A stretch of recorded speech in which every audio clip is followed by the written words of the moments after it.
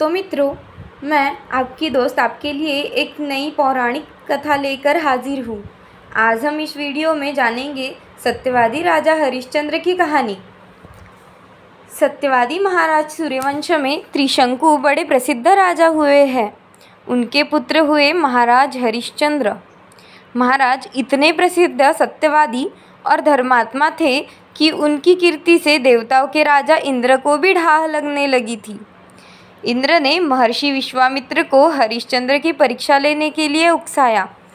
इंद्र के कहने से महर्षि विश्वामित्र जी ने राजा हरिश्चंद्र का योग बल से ऐसा स्वप्न दिखलाया कि राजा स्वप्न में ऋषि को सब राज्य दान कर रहे हैं। दूसरे दिन महर्षि विश्वामित्र अयोध्या आए और अपना राज्य मांगने लगे। स्वप्न में किए गए दान को भी राजा ने स्वीकार कर लिया और विश्वामित्र जी को सारा राज्य दे दिया। महाराज हरिश्चंद्र पृथ्वी भर के सम्राट थे। अपना पूरा राज्य उन्होंने दान कर दिया था। अब दान की हुई भूमि में रहना उचित न समझकर स्त्री तथा पुत्र के साथ वे काशी आ गए, क्योंकि पुराणों में यह वर्णन है कि काशी भगवान शंकर के त्रिशूल पर बसी है। अतः वह पृथ्वी में होने पर भी पृथ्वी से अलग मानी जाती है। अयोध्या से जब राजा हरिश्चंद्र चलने लगे तब विश्वामित्र जी ने कहा, जब तब दान आदि बिना दक्षिणा दिए सफल नहीं होते। तुमने इतना बड़ा राज्य दिया है तो उसकी दक्षिणा में 1000 सोने की मोहरें और दो। राजा हरिश्चंद्र के पास अब धन कहाँ था। राज्य दान करने के साथ राज्य का सब धन तो अपने आप दान हो चुका था। ऋषि से दक्षिणा देने के लिए 1 महीने का समय लेकर वे काशी आए। काशी में उन्होंने अपनी पत्नी रानी शैव्या को एक ब्राह्मण के हाथों बेच दिया। राजकुमार रोहिता छोटा बालक था। प्रार्थना करने पर ब्राह्मण ने उसे अपनी माता के साथ रहने की आज्ञा दे दी। स्वयं अपने राजा को हरिश्चंद्र ने एक चांडाल के हाथ बेच दिया और इस प्रकार ऋषि विश्वामित्र को 1000 मोहरें दक्षिणा में दी। महारानी शैव्या अब ब्राह्मण के घर में दासी का काम करने लगी। चांडाल के सेवक होकर राजा हरिश्चंद्र शमशान घाट की चौकीदारी करने लगे। वहाँ जो मुर्दे जलाने को लाए जाते उनसे कर लेकर तब उन्हें जलाने देने का काम चांडाल ने उन्हें सौंपा था।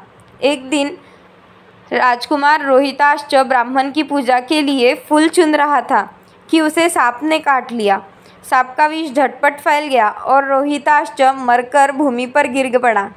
उसकी माता महारानी शैव्या को न कोई धीरज बांधने वाला था और न उनके पुत्र की देह शमशान पहुंचाने वाला था। वे रोती बिलखती पुत्र देह को हाथों पर उठाए अकेली रात में शमशान पहुंची। वे पुत्र की देह को जलाने जा रही थी कि हरिश्चंद्र वहां आ गए और मरघट का कर मांगने लगे। बेचारी रानी के पास तो पुत्र की देह ढकने को कफन तक नहीं था। उन्होंने राजा को स्वर से पहचान लिया और गिड़गिड़ा कर कहने लगी, महाराज, यह तो आपका ही पुत्र मरा पड़ा है। मेरे पास कर देने को कुछ नहीं है। राजा हरिश्चंद्र को बड़ा दुख हुआ, किंतु वे अपने धर्म पर स्थिर बने रहे। उन्होंने कहा, रानी, मैं यहाँ चंडाल का सेवक हूँ। मेरे स्वामी ने मुझे कह रखा है कि बिना कर दिए कोई यहाँ मुर्दा न जलाने पावे। मैं अपने धर्म को नहीं छोड़ सकता। तुम मुझे कुछ कर देकर पुत्र की देह जलाओ। रानी फूट फूट कर रोने लगी और बोली, मेरे पास तो यही एक साड़ी है जिसे मैं पहने हूँ। आप इसी में से आधा ले लो। जैसे ही रानी अपनी साड़ी फाड़ने लगी वैसे ही वहाँ भगवान नारायण, इंद्र, धर्मराज आदि देवता और महर्षि विश्वामित्र प्रकट हो गए।